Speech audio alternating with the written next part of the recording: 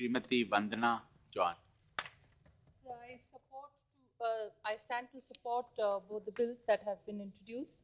So since a lot of my colleagues have already spoken on seamen, seafarers, maritime labor, I would like to concentrate in the limited time that I have on control of harmful anti-fouling systems on ships. So in the recent past, environmental degradation, pollution, and its dire and serious impacts and consequences have been matter of extremely great concern to all of us worldwide. So there is a feeling amongst people that not much is being done to address this serious concern.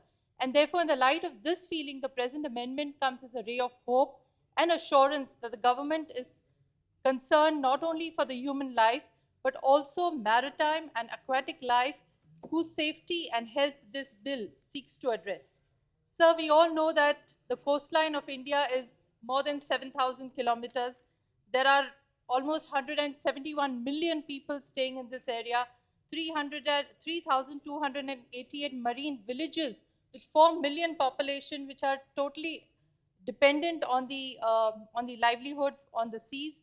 So secondly, the rich marine diversity that we have. It is the Center of Coastal Zone Management which has come out with several figures which shows that the diversity along the coastline is the richest probably in the whole world.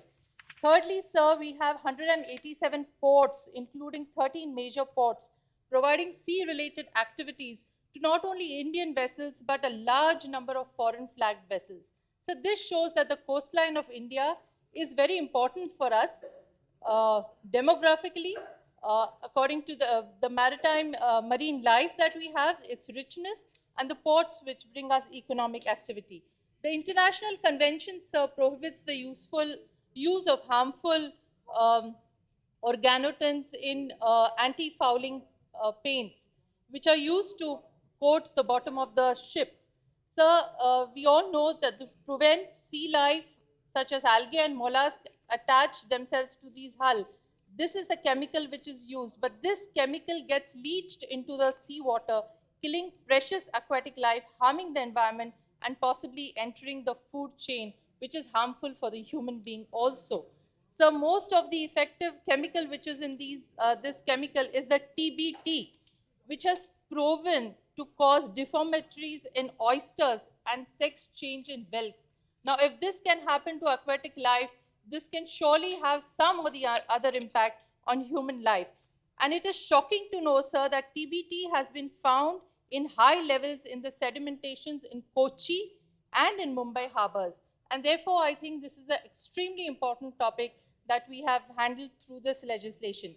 In view of this legislation, sir, I would like to only flag one point.